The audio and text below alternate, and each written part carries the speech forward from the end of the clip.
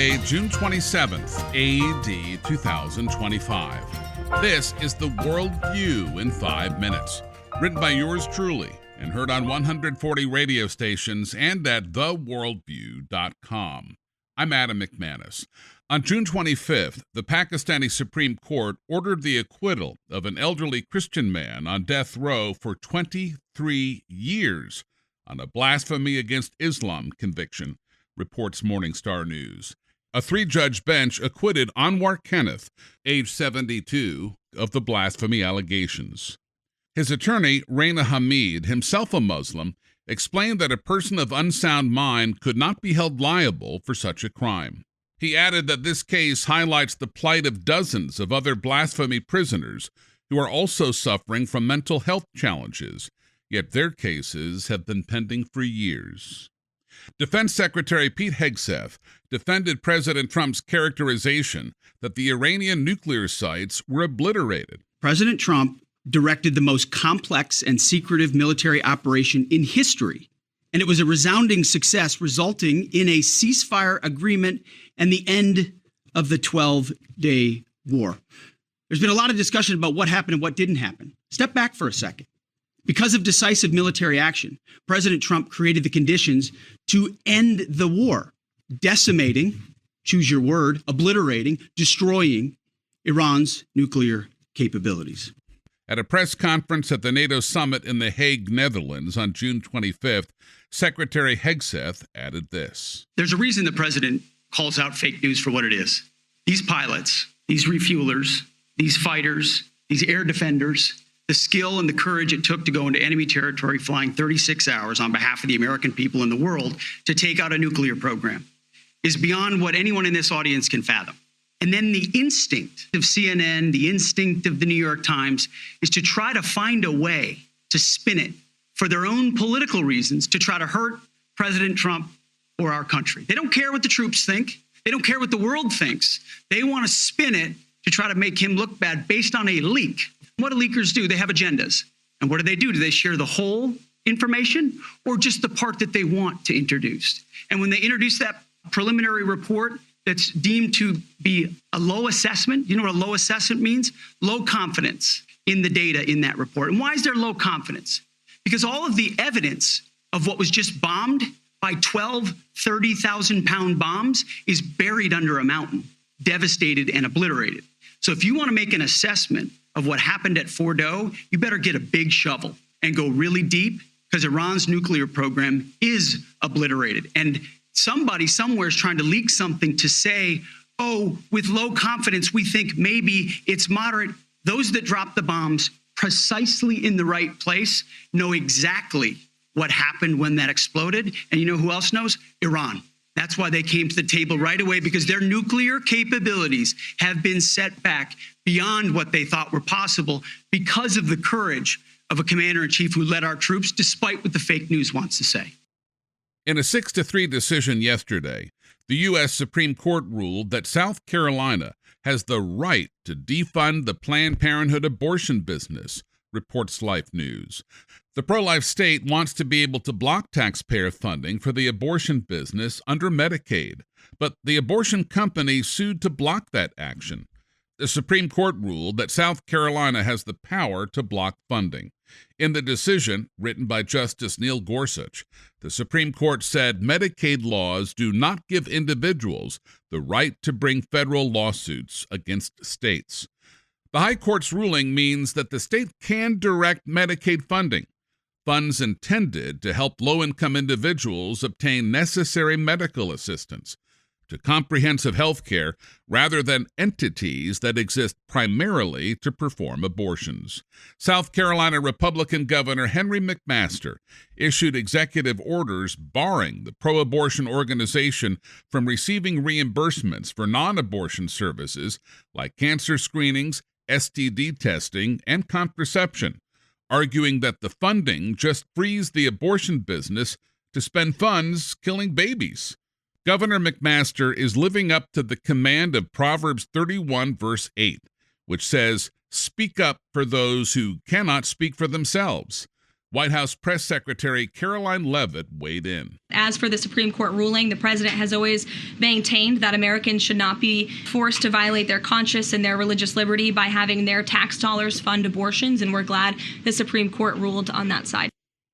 2 members of Cross Point Community Church in Wayne, Michigan, are being hailed as heroes for helping to stop a gunman who attempted to carry out a mass shooting during the church's worship service this past Sunday, reports the Christian Post. The men, Deacon Richard Pryor and Ron Amon, a member of the church's security team, are being celebrated for their efforts in stopping 31-year-old Brian Browning. According to the police report cited by the Detroit Free Press, Browning, the gunman, was dressed in camouflage clothing and a tactical vest as he approached the church entrance armed with an AR-15-style rifle and 500 rounds of ammunition. He opened fire at the church shortly after 11 a.m. Steve Llewellyn, a fellow church member, wrote, quote, "Richard was in the parking lot and saw the shooter walking towards the door. In a moment of quick thinking and incredible bravery, Richard sped towards the man, hitting him with his truck and giving armed security crucial extra seconds to get to the scene and prevent further harm," end quote. The gunman shot multiple rounds into the truck, but thankfully did not hurt Richard Pryor, who was running late to church that morning. Providentially, just 3 days before the shooting, Ron Amon told WXYZ that he was one of 3 members of the church's safety team who attended training at Peacemaker's shooting range. When we formed this team, I just knew it was my calling to protect my family and my church family. Amon described what he heard last Sunday. Popping a pop, pop, pop, pop, pop, pop, pop, pop noise that I couldn't quite identify. A few seconds after that, somebody came running in the back of the sanctuary and said, "There's a shooter out there." After he sent his family to safety, he ran toward the shooting. He was sitting on the ground with a rifle. He was facing away from me, so he turned to make a sweep of the glass with his gun and just held the trigger and shot through. He just started spraying bullets into the lobby, went through the glass, shattered it, and then that's when it caught my leg. Another member of the church's safety team, Jay Trombley, fatally shot Browning. Amon is convinced that God prepared them for that moment. Being a person of faith and having a relationship with God, I believe he orchestrated all of the preparations and prepared us exactly for what we encountered.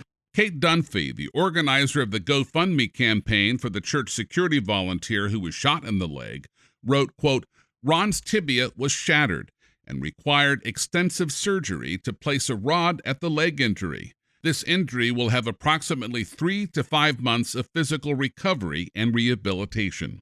God spared Ron's life and was mighty in his protection over the security team and congregation," end quote.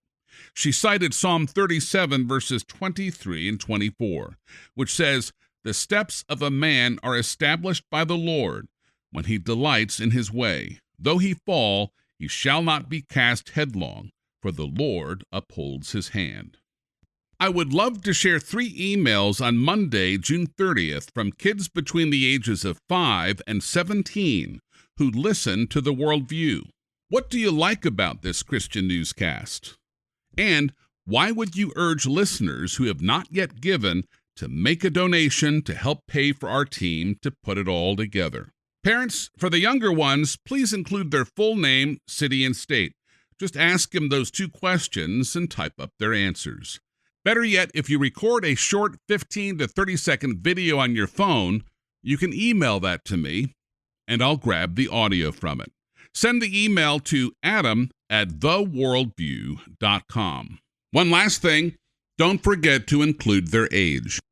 And finally, toward our $123,500 goal by Monday, June 30th, to fully fund The Worldview's annual budget for our 6-member team, 6 listeners stepped up to the plate yesterday.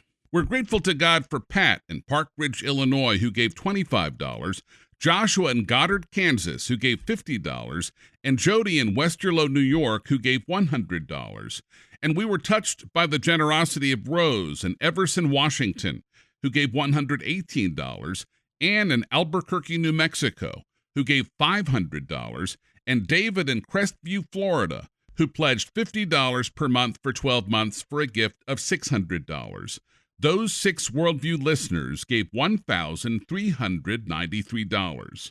Plus, we've tallied up the one-time donations to the Worldview between January 1st, 2025 and May 31st, 2025, and they total $8,625.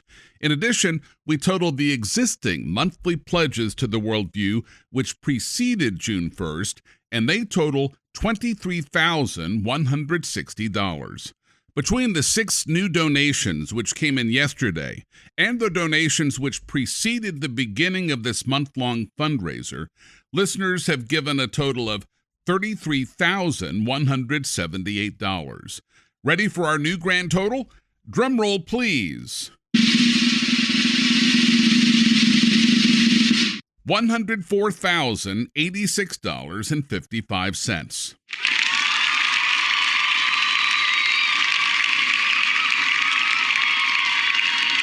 That means by this coming Monday, June 30th, we need to raise $19,413.45 in just 4 days.